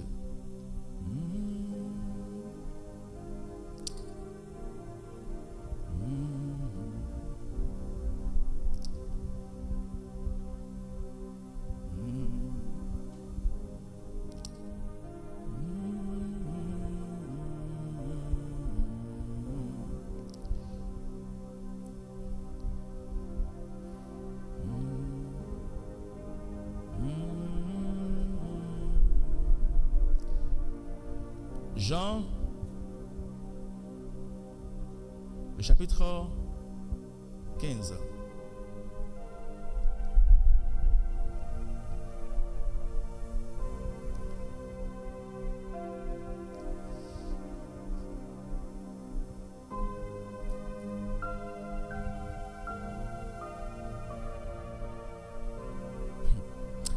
Et il dit, je ne vous appelle plus mes serviteurs, car le serviteur n'a pas la compréhension de tout ce qui se produit et de tout ce qui se produit ou de tout ce que fait son maître. Mais je vous appelle amis, parce que tout ce que j'ai entendu et j'ai vu mon Père faire, je vous les fais connaître. Alléluia. Et tout ce que j'ai entendu et que j'ai vu mon Père faire, je vous les fais connaître. Vous savez, Jésus nous a montré qui est le Père. Amen. Et au travers de sa vie, nous pouvons connaître Dieu et sa volonté pour nous. Amen. En tant que ses enfants. Maintenant, regardez ce qu'il dit au prochain verset. Le prochain verset, il dit, le verset 16, il dit, ce n'est pas vous qui m'avez choisi, mais c'est moi qui vous ai choisi. Je vous ai établi pour que vous alliez porter du fruit et que votre fruit demeure, afin que tout ce que vous demanderez au Père en mon nom, il vous le donne. Donc le Seigneur Jésus nous a révélé, amen, fait connaître sa volonté. Et c'est quoi cette volonté? Il dit que ce n'est pas nous qui l'avons choisi, mais c'est lui qui nous a choisis. Donc nous avons la connaissance de la volonté de Dieu, que nous sommes choisis. Si tu es choisi par Dieu et que les hommes te rejettent, Dieu t'a choisi et les hommes te rejettent. Regardez, même le Christ a été rejeté malgré qu'il était Dieu. Il est venu pour accomplir la volonté de son Père. Il a été rejeté. Jean le chapitre 1er, au commencement était la parole. La parole était auprès de Dieu, la parole était Dieu. Toutes choses ont été faites par elle. Et rien de ce qui a été fait n'a été fait sans elle. En elle était la vie était la lumière des hommes. Il dit, cette parole est venue chez les siens. Et les siens l'ont rejetée. Amen. Ils l'ont rejetée. Ils l'ont rejetée. Mais l'histoire ne finit pas là. Alléluia. Ce n'est pas parce que d'autres l'ont rejeté que tout le monde l'a rejeté. Il a dit, mais à tous ceux qui l'ont reçu, alléluia, à tous ceux qui croient en son nom, elle a donné le pouvoir de devenir enfants de Dieu. C'est la raison pour laquelle, lorsque un jour Jésus a parlé, au départ, comme je vous l'ai dit, les disciples, la parole de Dieu montre que Jésus n'avait pas 12 disciples. Amen. Au départ, ils étaient nombreux. Mais ils étaient scandalisés juste un jour parce que Jésus a prononcé certaines paroles. Ils sont partis. Et beaucoup l'ont laissé. Et Jésus s'est tourné vers les 12. Et vous-même, n'êtes-vous pas partis? Pierre a dit, Seigneur, à qui irions-nous? Amen. Tu as les paroles de la vie éternelle. Et au dernier moment, les dernières paroles du Seigneur avant son enlèvement, il a prié pour ses 12. Il dit, Père, ceux que tu m'as donnés, je les ai gardés. Je prie pour eux. Pour ceux que tu m'as donnés. Il a prié pour ceux que le Père lui a confiés.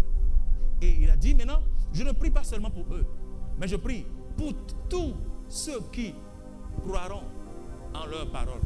Donc Jésus a prié pour toi, il a prié pour moi. Amen. Donc dans sa parole, il nous a révélé sa volonté. Sa volonté, c'est qu'il nous a choisis. Amen. Il a dit qu'il nous a choisis. Et s'il m'a choisi et que d'autres m'ont rejeté, ce n'est pas un problème. Parce que lui-même d'ailleurs a été rejeté. Tu dois savoir que c'est lui qui t'a choisi. Et parce qu'il t'a choisi, il t'a ordonné afin que tu portes des fruits.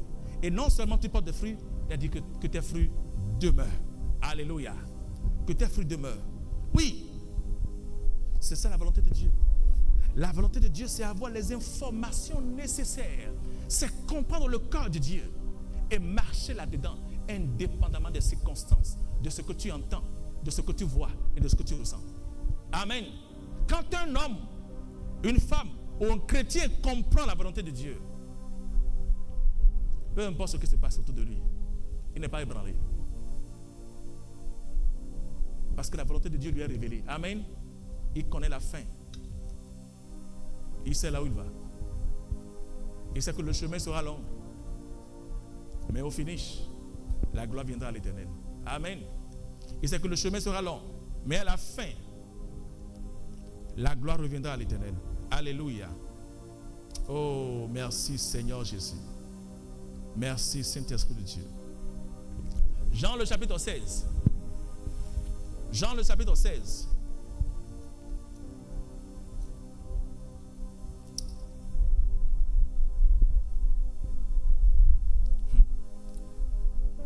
Jean chapitre 16. Le Seigneur dit,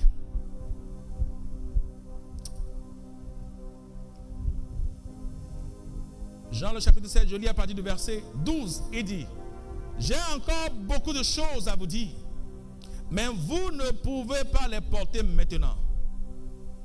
Le verset 13, quand le consolateur sera venu, l'Esprit de vérité, il vous conduira dans toute la volonté, car il ne parlera pas de lui-même, mais il dira tout ce qu'il aura entendu et il vous annoncera les choses à venir. Alléluia. Donc Jésus a dit que lorsque l'Esprit de vérité viendra, voici ce qu'il va faire. Il va nous faire connaître sa volonté. Amen. Donc au travers de l'Esprit de Dieu, nous avons la connaissance de la volonté de Dieu. Et non seulement nous avons la connaissance, nous sommes conduits dans la volonté de Dieu. Amen. L'Esprit nous révèle et il nous conduit. Il nous conduit. Donc, nous pouvons résumer ici qu'en tant qu'enfant de Dieu, il est impossible, je dis impossible, dans tous ses sens, de connaître la volonté de Dieu sans quoi? Sans l'Esprit de Dieu. Ça veut dire tout chrétien qui se dit chrétien et qui n'a pas l'Esprit de Dieu ne peut pas marcher dans la volonté de Dieu. Quelqu'un peut marcher dans la volonté de ses parents et penser que c'est sa volonté, penser que c'est la volonté de Dieu. Quelqu'un peut marcher dans sa propre volonté et penser que c'est la volonté de Dieu. D'ailleurs, lorsque Paul, la Bible nous parle de... Lorsque Paul, son nom auparavant était Saul, il était quoi? Un persécuteur. Lorsqu'il était un persécuteur, tout ce qu'il faisait à qui? À Dieu. Saul pensait que les tueries dans lesquelles il s'impliquait, c'était à Dieu qu'il faisait cela. Il a dit, mais lorsque la lumière de la gloire a été révélée, il a dit qu'il était dans l'ignorance. Paul a compris qu'il était ignorant. Malgré quand il tuait quelqu'un, ou bien quand on voulait tuer quelqu'un, on venait vers lui pour demander, est-ce que tu es d'accord? Il dit oui. Paul dit oui, tuez-les. Mais quand il disait cela, quand il faisait cela, Paul disait que c'était pour Dieu qu'il tuait les gens. Il pensait qu'en faisant cela, il veut amener les hommes à suivre Dieu. Donc même dans son ignorance, Paul avait de l'amour pour Dieu. C'est pour cela qu'un homme peut marcher dans sa volonté, pensant que c'est de la volonté de Dieu, il est en train de marcher. Jusqu'à ce que l'Esprit de Dieu ouvre son cœur et il saura qu'il n'est pas dans la volonté de Dieu. Alléluia. Donc c'est l'Esprit de Dieu seul qui peut te révéler la volonté de Dieu. Seul l'Esprit de Dieu révèle la volonté de Dieu. Donc il est impossible de connaître la volonté de Dieu sans marcher avec l'Esprit de Dieu. Vous savez pourquoi? Regardez ce qu'il a dit. Regardez ce que la parole de Dieu a dit. Allons dans le livre. Allons dans Romains. Romains. Qu'est-ce qu'il a dit dans Romains? Allons dans Romains.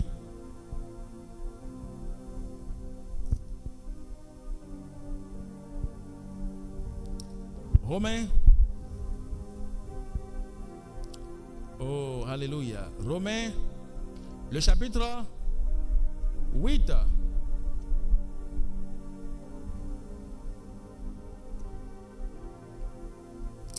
Romains chapitre 8. Je lis à partir du verset 14. Et il dit, car tous ceux qui sont conduits par l'Esprit de Dieu sont fils de Dieu. Car tous ceux qui sont conduits par l'Esprit de Dieu, il n'a pas dit sont enfants de Dieu. Notez bien qu'il n'a pas dit sont enfants de Dieu. Parce qu'il n'y a pas d'héritage pour l'enfant. Mais l'héritage est réservé au fils.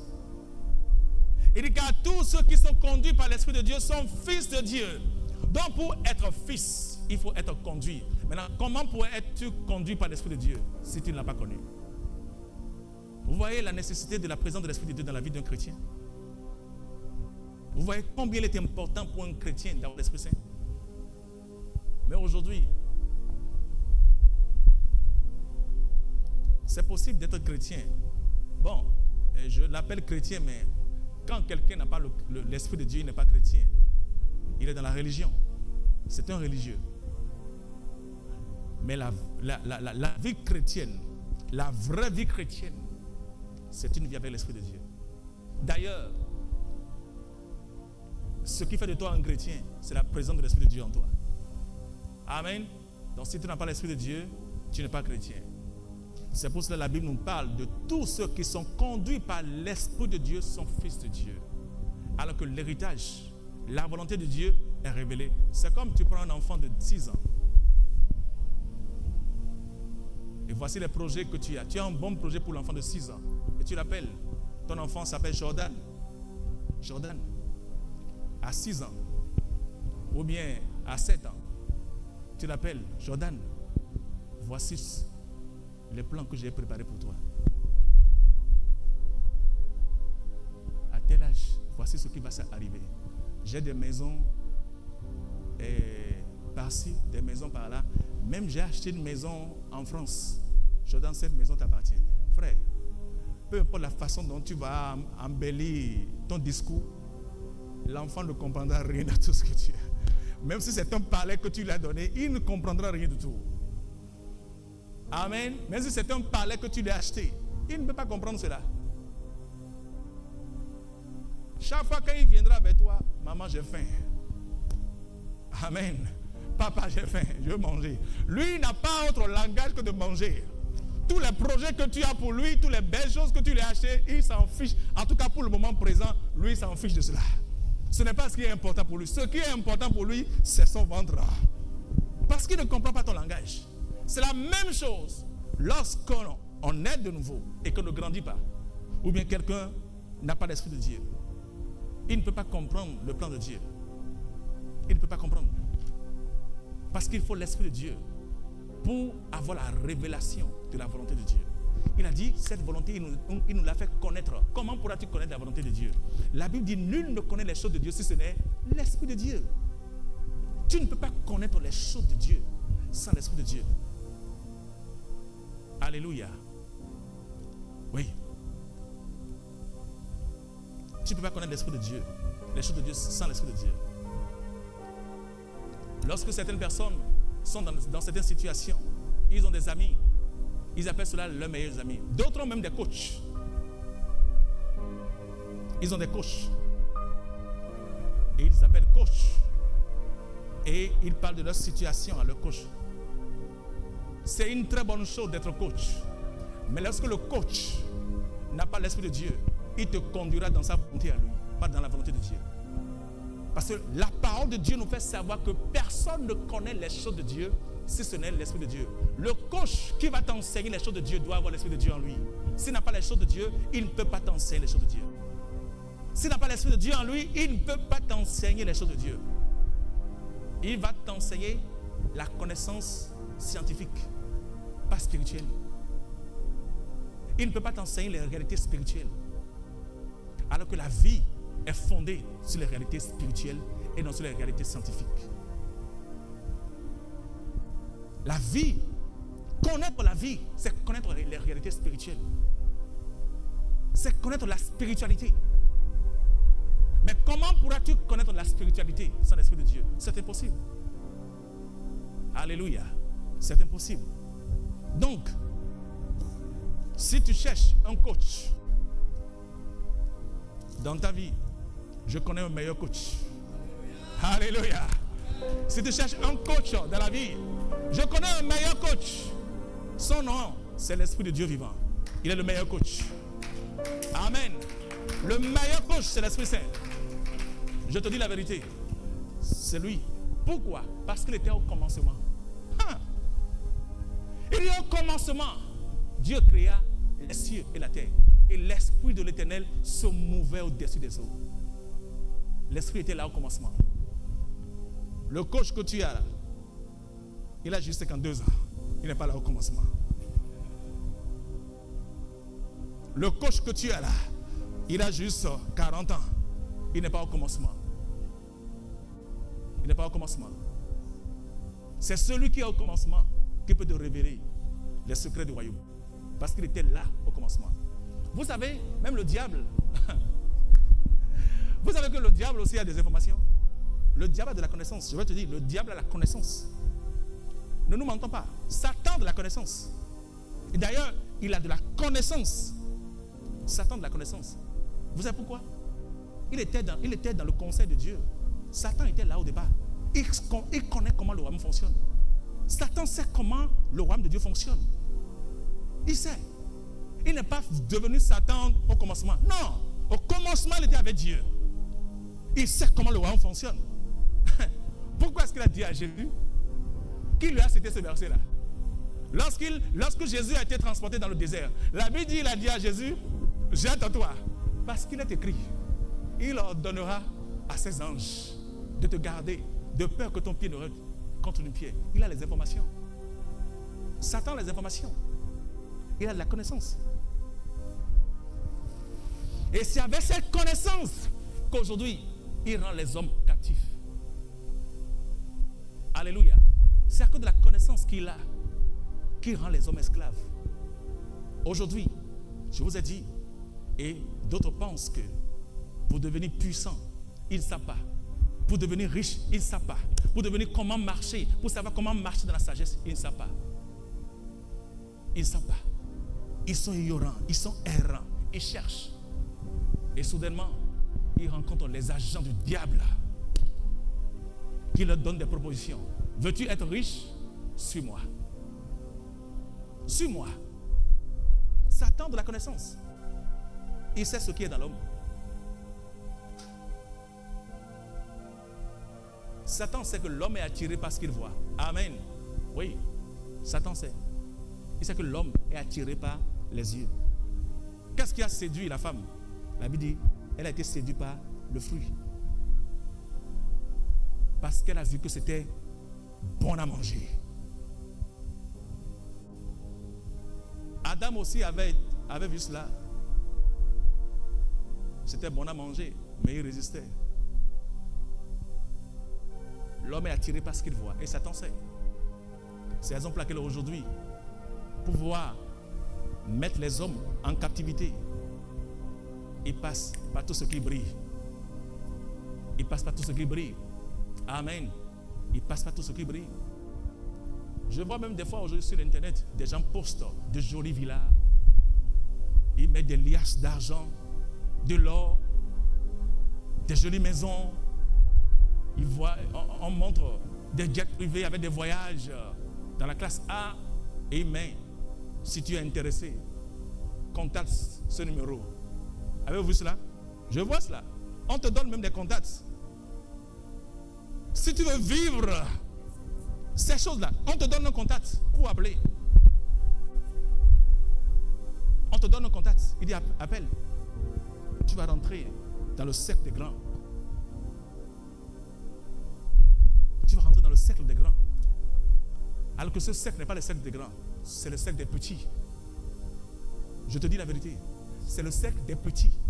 Des plus petits même. C'est le cercle des petits. La grandeur d'un homme, ce n'est pas ce qu'il possède. Non. La grandeur d'un homme, ce n'est pas l'argent qu'il a dans son compte bancaire. Alléluia. Allez voir, allez lire l'histoire de Mobutu. Comment des gens, allez lire certaines histoires de certains hommes qui ont marché dans des dimensions. Leur plat, leur fourchette, c'était en or. Pas 24 carats. Hein. Ils ont leur nom, ils ont leur type de carat. Leur carat n'est pas mentionné dans les carats que vous voyez ici. C'est de l'or pur. Leur fourchette, leur plat, leurs chaises, tout ce qu'ils avaient. Mais leur fin était comment? Leurs fins ont été comment? De la grandeur d'un homme, ce n'est pas dans ce qu'il possède. Alléluia. Jésus a dit, que servira-t-il à un homme de gagner le monde entier et de perdre son âme? Que sert-il à un homme de vouloir gagner le monde entier? On te propose des voyages, on te propose une vie luxueuse pour juste quelques années, et après, ton âme ira en enfer pour l'éternité. Que servira-t-il? Aujourd'hui, les gens luttent pour ce qui ne veut pas les conduire quelque part. Des frères peuvent s'entretuer à cause des terres. Des terres. Des fois, en fait, c'est cela même le comble qui m'arrive. Comment on peut tuer des gens à cause des biens? Des frères qui ont quitté le même ventre peuvent s'entretuer à cause des terres. Des terres qui sont venus voir et qui ne veulent même pas, ils ne vont même pas partir avec. Ils se tuent à cause des biens. Amen. Pourquoi tous les guerres aujourd'hui? L'amour de l'argent. Pourquoi tous les problèmes aujourd'hui? L'amour de l'argent. La Bible déclare l'amour de l'argent est la racine. La racine de tous les maux, l'amour de l'argent. Oui. Des parents sont prêts à sacrifier des enfants pour de l'argent. Des enfants sont prêts à sacrifier des parents pour de l'argent.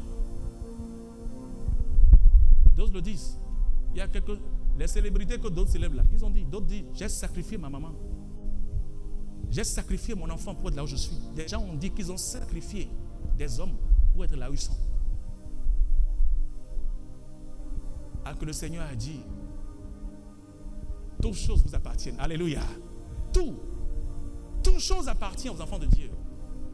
Maintenant, le problème est quoi? Nous ne savons pas comment rentrer dans notre bénédiction. C'est tout le problème.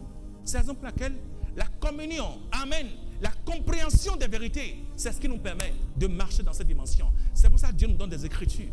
Il nous donne les principes. Amen. Et quiconque marche dans ces principes,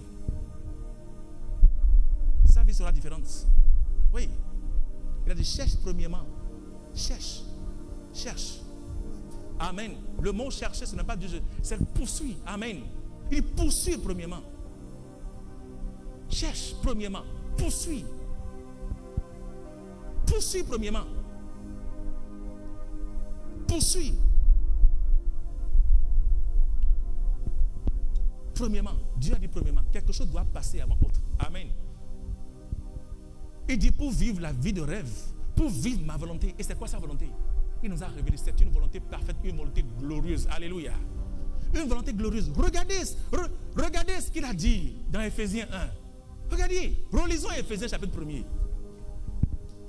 Relisons Éphésiens 1er. Éphésiens le chapitre 1er. Éphésiens le chapitre 1er.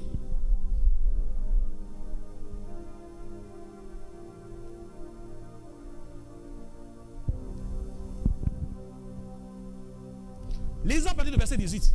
Il dit, et qu'il illumine les yeux de votre cœur pour que vous sachiez. Ok, laissez-moi vous lire dans la parole courante. Oui. Comment pourrais-je comprendre ces vérités et vouloir me laisser séduire par des fanfarons? Alléluia.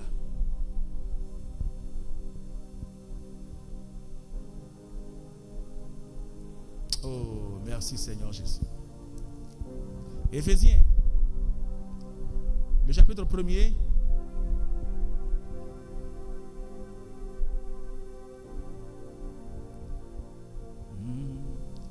Lisons à partir du verset 18. Il dit qu'il ouvre vos yeux à sa lumière. Paul a prié que Dieu ouvre nos yeux, pas à notre lumière, à sa lumière à lui. Afin que vous compreniez à quelle espérance il vous a appelé. Dieu nous a appelés à une espérance. Alléluia. À quelle espérance il vous a appelé. Maintenant, il dit, et quelle est la richesse et la splendeur. Alléluia. La richesse, la splendeur des biens destinés à ceux qui lui appartiennent. Alléluia. Regardez, c'est clair. Il dit, la richesse et la splendeur. La richesse et la splendeur des biens destinés à ceux qui lui appartiennent. C'est pour nous. Amen. C'est pour nous qui lui appartenons. Nous n'avons rien à envier dans ce monde. Amen. Rien. Je dis, nous n'avons rien à envier à ce monde. Rien. Nous n'avons rien à envier à ce monde. Ne sois pas séduit par les belles maisons que quelqu'un a. Alléluia. Ne sois pas séduit par les belles, comment on appelle, les belles voitures que quelqu'un a. À son pied gauche est attachée une plaie. Amen. Il y a une plaie à son pied. Et vous savez la définition de cette plaie-là? Cette plaie-là, c'est sa prospérité, ça. Les gens ne comprennent pas quelque chose. Il est bien costumé, mais il y a une plaie qu'il pense tous les soirs. C'est le prix à payer pour la voiture qu'il est en train de conduire. C'est le prix qu'il a payé pour la maison dans laquelle il vit. Mais tu ne sais pas. Il a déjà enlevé une partie encore. C'est pour ça, à chaque fois quand tu viens vers lui pour lui demander, il te chasse. Je te dis la vérité. Je te dis la vérité. Les gens qui font des sacrifices pour voir venir là où ils sont, ils ne donnent pas. Je te dis un secret, ils ne donnent pas. Ils n'ont pas l'amour pour donner. Parce que pour eux, un prix a été payé pour qu'ils soient là où ils sont. Dans la nuit, le gars souffre. Et toi, tu viens pour lui donner. Amen. Nous qui donnons, c'est nous qui avons reçu gratuitement. Alléluia. Oh, alléluia. Oui, nous qui donnons, c'est nous qui avons reçu par le sacrifice que Jésus-Christ a opéré pour nous. Amen. Parce qu'il n'y a aucun sacrifice que nous avons fait pour venir là où nous sommes. C'est pour ça que nous pouvons donner sans rien attendre en retour. Amen. Je dis, c'est pourquoi nous pouvons donner sans rien attendre en retour. Mais lorsque c'est attaché à des plaies, quand il te donne, il attend quelque chose en retour. Parce que la nuit, il souffre. La nuit, il pleure. C'est pour ça qu'il ne peut pas te donner. Quand tu viens vers lui pour lui demander, si Dieu te lit, Dieu te montre ce qui est dans son cœur, tu ne pourras plus avoir envie de revenir lui demander. Oui. Tu ne vas plus avoir envie de revenir lui demander. Oh, si Saint-Esprit de Dieu. Merci Saint-Esprit de Dieu. Oui.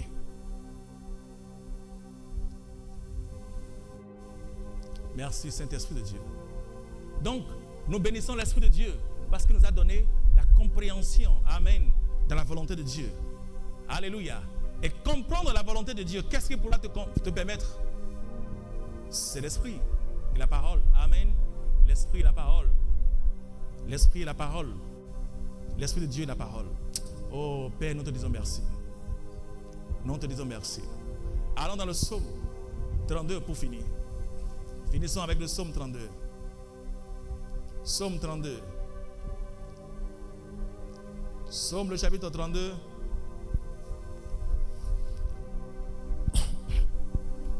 Psaume 32.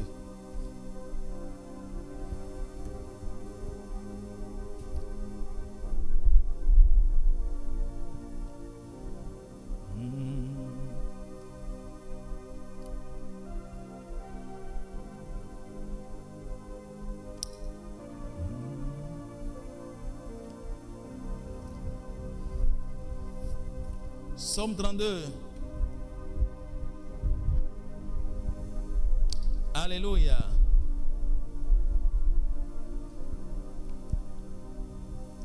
Et il dit, je lis à partir du verset 2.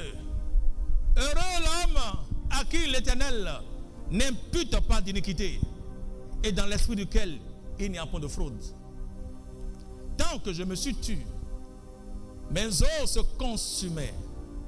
Je gémissais toute la journée, car la nuit et le jour, ta main s'appesantissait sur moi. Ma vigueur n'était plus que sécheresse comme celle de l'été. Je t'ai fait connaître mon péché et je n'ai pas caché mon iniquité. J'ai dit, j'avouerai mes transgressions à l'Éternel, et tu as effacé la peine de mon péché. Qu'ainsi, tout mon pieux te prie au temps convenable. Si de grands eaux débordent, elles ne t'atteindront nullement. Tu es un asile pour moi. Tu me garantis de la détresse. Tu m'entoures de chants de délivrance. Que quelqu'un dit Amen. Le verset 8. Regardez ce que le Seigneur dit. Je t'instruirai. Je te montrerai la voie que tu dois suivre. Alléluia. Je te conseillerai. J'aurai le regard sur toi. Que quelqu'un dit Amen. Dieu dit dans sa parole, il dit, je t'instruirai. Je te montrerai la voie que tu dois suivre. Alléluia. Un homme qui connaît la voie de Dieu est un homme heureux. Alléluia. Dieu te montre la voie à suivre. Je dis, connais la voie de Dieu. Ne connais pas seulement les œuvres de Dieu. Connais la voie de Dieu. Connais la voie de Dieu.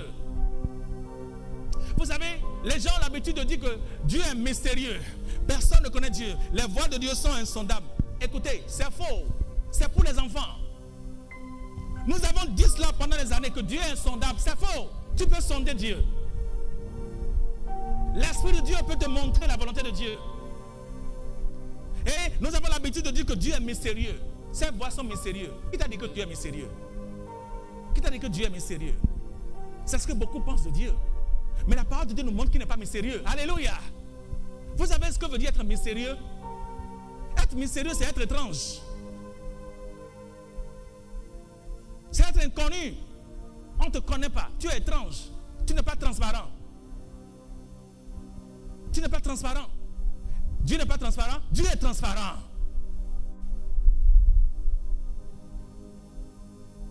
Dieu est transparent.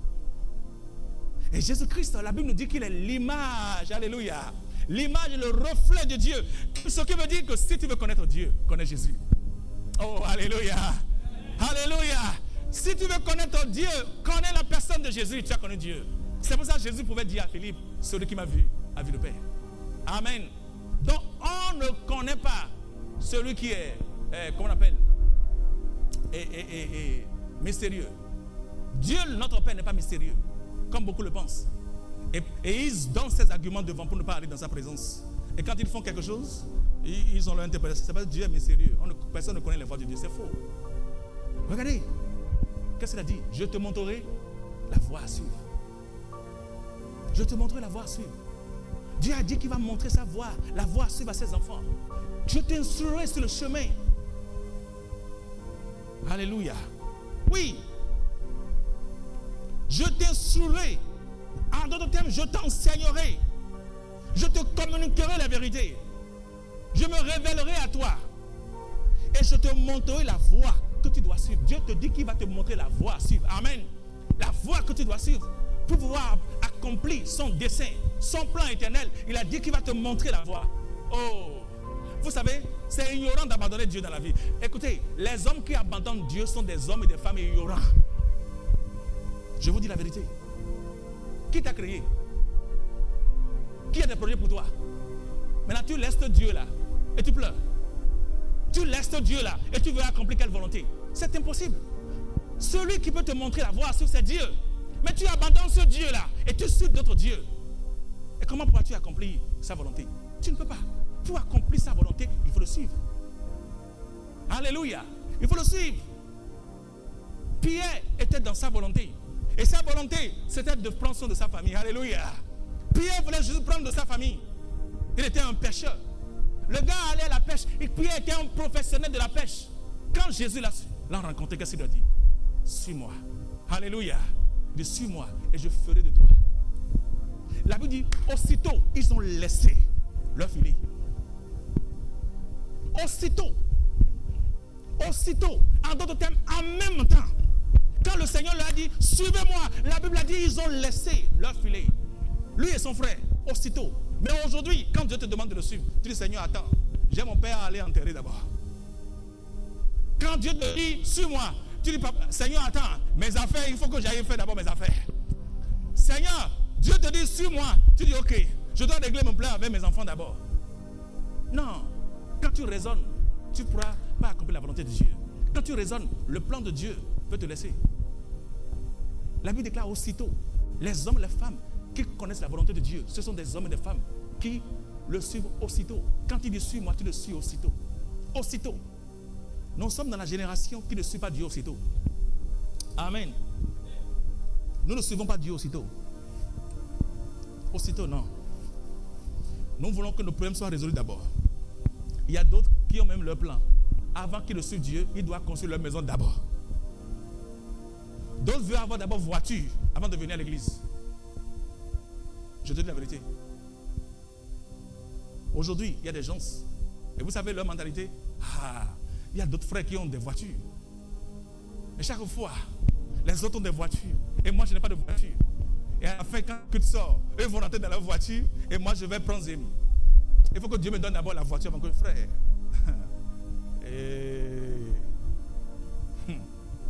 Donc tu veux avoir une voiture d'abord avant de suivre Dieu.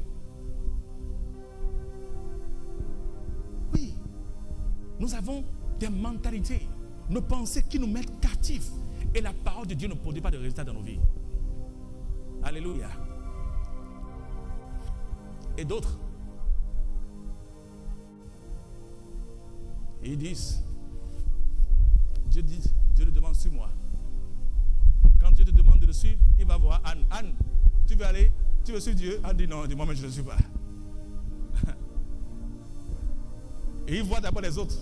C'est quand les autres suivent Dieu qu'eux-mêmes ils sont encouragés pour pouvoir suivre Dieu. Vous êtes nés ensemble? Vous êtes nés ensemble? Oh! Je n'attendrai personne pour suivre Dieu. Même si tout le monde l'abandonne, je le suivrai toujours. Je te dis la vérité. Oui. C'est la raison pour laquelle je dis aujourd'hui, n'attends pas quelqu'un de t'encourager. Amen. N'attends pas personne pour t'encourager à suivre Dieu. Sois celui qui te motive toi-même. Amen. Parce que la récompense que Dieu t'a réservée, ce n'est pas pour toi avec quelqu'un. Cette récompense, tu le recevras seul. Amen. Seul. Quand Dieu t'a parlé, il n'a pas mis quelqu'un à côté de toi pour te parler. Dieu n'a pas mis ton frère à côté de toi pour te parler. Non. Il n'a pas mis ton ami à côté de toi pour te parler.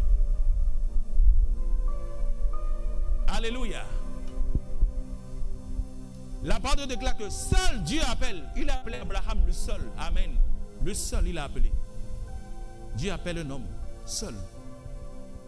Seul. Seul. Je t'encourage dans ces derniers jours-là. Amen. À marcher et à connaître la volonté de Dieu. Amen. Et sa volonté nous a été révélée. Sa volonté, c'est que nous servions à la louange de sa gloire. Amen. C'est la volonté de Dieu. Dieu veut que nous servions à la louange de sa gloire. Il veut que nous manifestions sa vertu et sa perfection. C'est sa volonté. Il veut que le monde le connaisse au travers de toi. C'est sa volonté. Amen. Sa volonté, c'est que tu sois la lumière dans les ténèbres. Amen. Sa volonté, c'est que tu brilles. Sa volonté, c'est que ta lumière luise parmi les hommes. C'est ça la volonté de Dieu. Alléluia. Alléluia.